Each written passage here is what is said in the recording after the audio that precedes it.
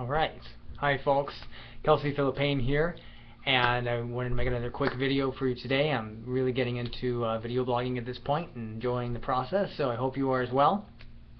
Today I really wanted to bring up another interesting point, not only for entrepreneurs, but definitely including the vision of entrepreneurs. And that is really becoming aware of our subconscious assumptions around what we do and how we work. This is obviously something that really can give birth to a great amount of innovation, but the best way that I can think to start to phrase this is to kind of is to bring up a thought experiment. It's one that I heard quite a while back, and it actually has helped me gain a lot more perspective after some introspection and a little reflection on my part into what my assumptions have been around work in the past, and maybe things that I thought were working really great in my favor, characteristics, parts of my character, things like that, that actually weren't necessarily contributing to my work as much as just contributing to my false sense of how the world works and so forth. So here's that thought experiment. Imagine, if you will, that you and I are going to be competing. We've got a marathon, we're going to be competing, and so we both have a limited amount of time to get ready for this huge marathon, triathlon if you will, whatever it is. And so we got to get in shape, right? So here's what happens. You start hitting the gym. You start treadmilling. You're hitting the gym like 2-3 hours a day. You run the treadmill, you do barbells, you do everything. You swim in the pool. You do everything necessary that you know how to do in order to start to attain that that level of ability and hopefully achievement. And then the day comes, and we have the marathon, and as it were, in our little competition, I won. And okay, no big deal. I must have hit the gym harder, I must have done more barbell, I must have figured out something. And what if I told you though that actually all I did was I took a pill? Yeah, I just took this one pill, and then I got some sleep, I got some good sleep, and as it were, it got me into total shape. And so that's how I was able to win the marathon. Now, take this thought experiment and think for a moment. What comes up for you when you hear that?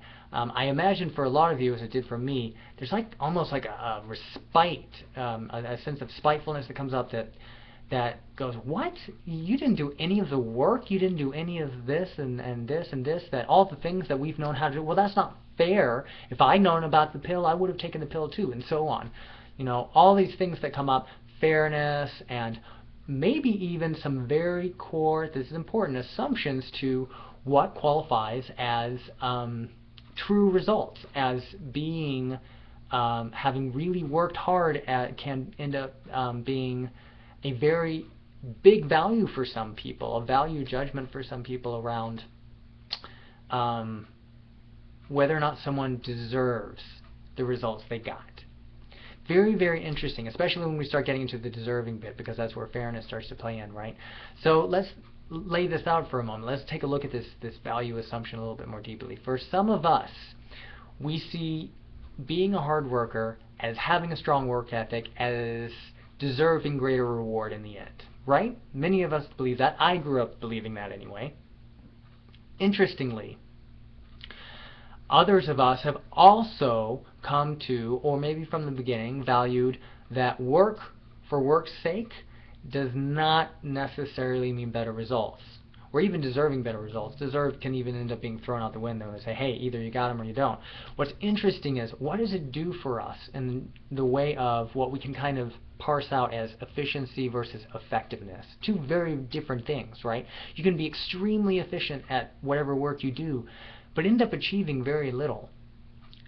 And parsing that out, I think it makes sense to question assumptions like this, and just to stand back for a second and go, huh, interesting. So maybe it's not so much just hard work, but maybe there's something to hard work towards certain activities over others, or hard work as at least exemplifying the sort of work ethic that it'll take at this day and age to do certain things that we otherwise don't have a better technology or way of doing. Now what this also means is there might be a technology for that. So those who do a lot of their research or outsource that research, perhaps, outsourcing being one of those things that people feel really tricky about in this whole venue, this whole topic of conversation.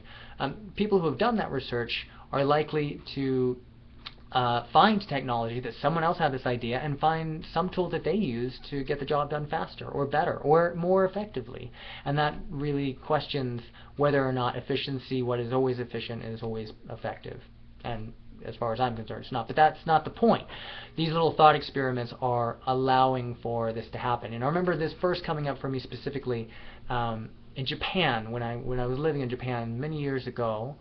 Not many, I suppose about a decade ago, is when I first heard, as I was working on as an assistant teacher on a teacher's board in public schools, and somebody told me about this word that defines a very specific, they thought, Japanese aesthetic. Now honestly, I think this is much more than just Japanese. This has become pretty global. It's at least as American as it is Japanese. I wish I could remember the exact word. I want to say it was shokubi or something like that. Literally like beauty of work. And in this aesthetic it really describes or at least implies that there is something beautiful to the person who works and works and works and works and works endlessly into the night, through the weekend, never seeing their kids. There's something beautiful about that. Very interesting, and especially considering all of the very interesting sociological problems that come up around work when you start to look at Japanese culture, and American culture for that matter, because I think we carry a similar aesthetic to that as well through all the phrases that we have around that. So something that is very, very precious and valuable, I think, is finding those kind of assumptions that we have. Taking thought experiments like the one we just did with the marathon and testing yourself and going, is this something I believe because it really works this way? Or is it something I believe because it's helped me get by in the world so far and I've never really given greater awareness or conscious thought to it before? So that's it. There's no right answer either per se, although there are results. And for that, it's definitely worth the time and effort to do so, experimenting with those baseline assumptions and hopefully giving birth to greater and greater innovation, as we as a species are very good at doing. So, thank you very much. I hope you enjoyed this video. If you did, then please click like, and please consider writing some comments. Tell me what you think. What do you think about the example I just gave? What do you think about the assumption that we talked about? What do you think of other assumptions? What are other thought experiments you can come up with that challenge some baseline assumptions that we all have as employees or entrepreneurs for that matter? And that's it. So I'm inviting you to become a warrior for regeneration to the world for generations to come. I hope you have a wonderful day. Please check out my website.